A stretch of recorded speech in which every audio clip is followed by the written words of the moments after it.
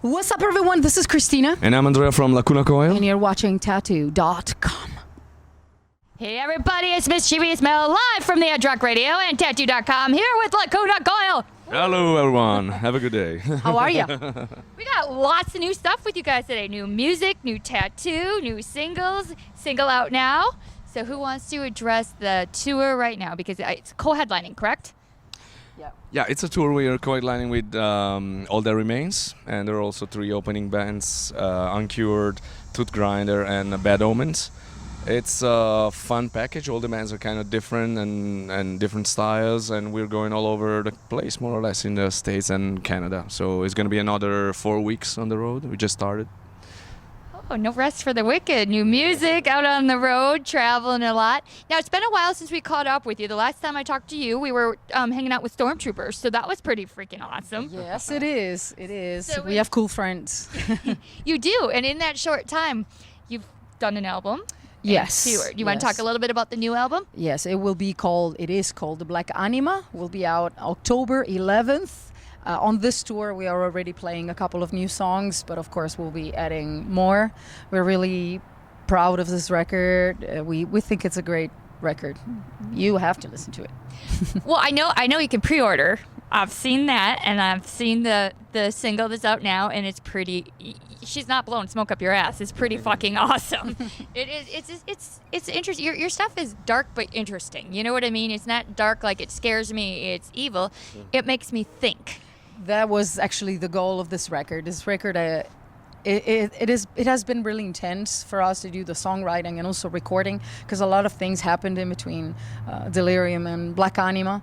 And basically, Black Anima is the realization that sometimes it's okay to not to be okay, because life is not perfect. So when you're going through a dark moment of your life, you kind of have to I don't want to say enjoy it, but just to realize that it's part of life. So just like you know that one day you'll get out of it, you just have to sit and wait, but everything will be okay. So kind of embrace it, even though it sucks, because there is something on the other side. There's another side. Yes, because I mean you will always get stronger out of the heaviest situations, and you can't really avoid them anyway. I mean, you know that part of life, it's darkness. It is what it is. It is. It's dark. And how are your feelings on the new album and the songwriting process? How it's changed from your last music? I think it's been quite an organic album. Like when we started, Marco, our bass player, which is the main songwriter, he was kind of stuck in a place where he wasn't really happy with the result of what he was collecting, and so he kind of asked us to give him more inputs, more inspiration, find inspiration somewhere else, not just in his own usual way. So we decided to work everything together, the music, the visual, the sort of concept behind the record. So we were starting brainstorming and do meetings just to talk about the record, even without working on actual music, And we were on the table with pictures, with artists that we liked. I was reading a book called The Physics of Angels, which is talking about figures of angels, ghosts, and spirits throughout history, throughout times, and it's written by a scientist and a priest. So there's 2 complete different point of view about the topic.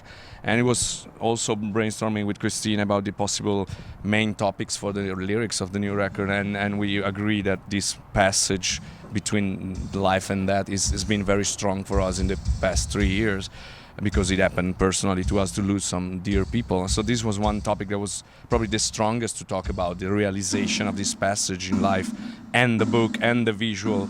All together we started to brainstorm about what the clothing was going to be for the live album, for the life cycle of the record, and the backdrop, and what photographer we could use.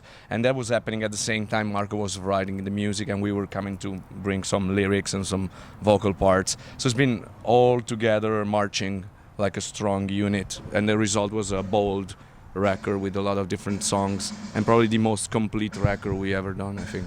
So even though it's raw and organic, you guys really put your life experience into it, but it wasn't just like, oh, angels are cool, oh, darkness is cool. It was real. It is always real. I mean, we always write lyrics that are related to our life. That's where we take our inspiration from. We don't like to create fantastic stories just because it's not our thing, and it would actually be awkward from Andrea and I to sing it live just because we wouldn't feel those type of lyrics.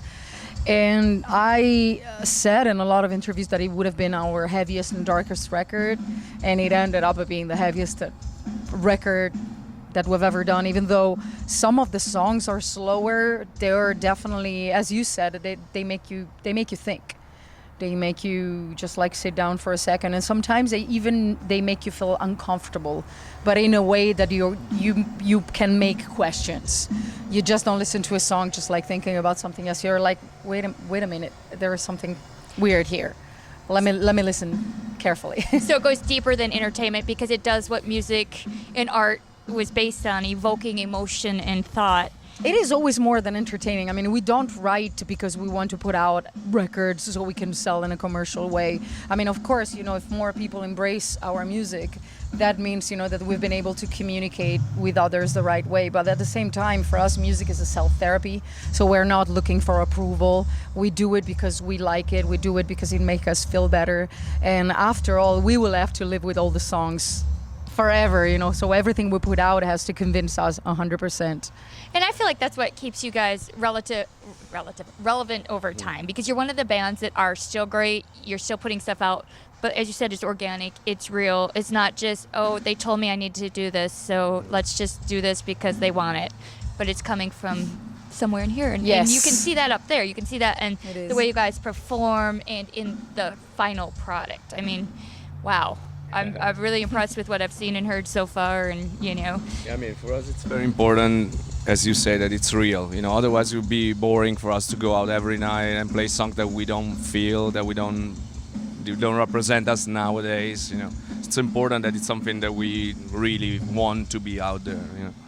I love that. And another thing that represents people and how they feel and out there is ink. Sir, we've never got a chance to talk about your ink, so we're going to start with you, and then we'll get to you, beautiful lady.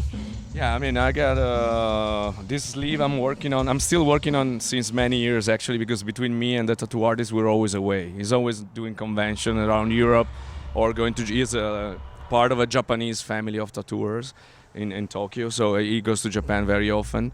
And this is done with the tebori technique, which is sticks basically with needles on the bottom, and it's all colored with this technique. And it's a traditional Japanese style basically, and he belongs to this family in Japan, but his studio is in Milan, Italy. So we meet when it's possible, and so it takes a long time. I still have to finish this other guy here. If you don't mind me groping at you, I'm sorry. Yeah. That's missing because we need to find the time. I'll be home for Christmas, and then we'll probably go out again in February. So maybe in January I can move on a little bit with this. That technique. I mean, people have talked about it and they simulate it, but they use machines. But to actually have it done that way, I don't think I've ever met anybody that's actually had it done that way. They just know of it. And I'm going to ask the really stupid question that drives me nuts because I have to. Did it hurt? But I mean, I gotta imagine that has got to be harsher than the needle. Just get it over with. Actually, it is not. It's not? Not, because the needle is more going straight into your skin this way, very heavily, while this technique goes more this way, like not vertical, but more this way. So it's it's still not pleasant, but it's not as painful as with the machine. Wow. That's very impressive, and wow, badass. What about on this side? This is was Roberto. His name is Roberto Borsi from Primordial Pain in Milano, in Italy. And this is from an American guy called Dan Marshall, and he's the Monsters family, basically. And I've done it in Milan during the tattoo convention, but he was this guy from America that he was there just for that convention, a couple of days. So I will have to go on and do it bigger, but I don't know when I'm gonna meet him again, because he moved. He used to be in New York and working with Paul Booth, and then he moved to the West Coast, so I think now it's around LA area. So I don't know when I'll be able to move on. And then I have another one that I can't show you right now, but it's in my leg, and it's just our symbol of the band. We've done it in 2001 in Germany while we were recording the record, I think, Unleash Memories. And it's just me, her, and Marco. We all have it in different places, like that same logo. Well, that's awesome that you guys not only are a band, but you're truly like a band that wants to be around. Because I've said this to bands before. There's the built bands where they just put you in a room and say, okay, you can do this, now go. But for the bands that really truly keep it together, and I mean, it's been a while that you've been the same, and it's cohesive and real. And It is a lifestyle after all. I mean, I don't think that everyone is cut for this life. And you find out, when you find yourself touring with a bunch of people on the same tour bus, if you're lucky, because you might be in a car or a van, just driving from one place to another. But it's still hard. You can only do it if you really, really love to play music, love to perform, love to travel. And it is not for everyone. Some people just get comfortable. No, I want to be in my own bed. I want to stay with my family. I don't want to go away for a longer period of time, which I can understand. But that's very awesome. And now for your ink too, as well. So I did this in 2018. That was right before I was one of the judges for The Voice of Italy. My first idea was to call my team a Black Cat, because I love cats very much. So I got this from my friend Diego Lanzone. And yeah, so I don't have cats at home, but at least I can have a mommy and walk around. And this one is made by another friend of mine called Brando Chiesa. He's great in doing sort of anime, psycho, sensual tattoos. So we put together this based on my main love, so cats, video games. This is kind of representing, a sort of a metal scene. And I wanted something that could be really powerful and fierce, but also funny, because I'm really silly in real life. I like funny stuff, so we added this too, that were aliens in the beginning, but I was like, no, I don't want aliens. I want something stupid looking. And he came up with those other 2 cats, and I was like, never enough cats. And we decided to design together. That's beautiful. I love that. And I love that. I'm looking at that video game clicker, and it reminds me of this Nintendo. is the controller. No, this is actually the controller of the very first PlayStation. Of PlayStation 1, okay. yeah.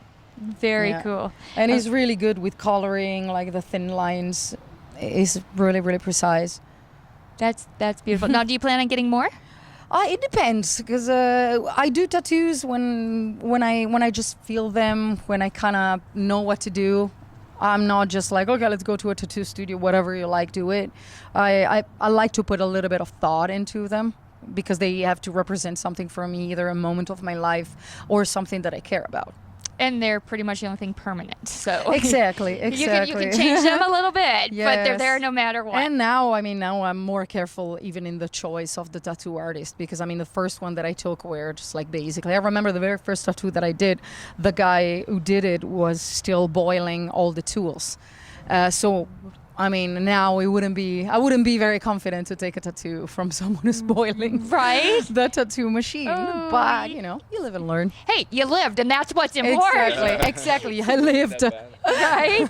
So now, speaking of live and learn, you have lived seeing them live, or seen the interview, but you got to come to the show, and you've got to learn that the music is fucking fantastic. You don't even need to learn that. Fuck, I turned that shit on. I was like, oh my God, I was very excited. And it is burning up, YouTube and the charts. And people have grabbed that.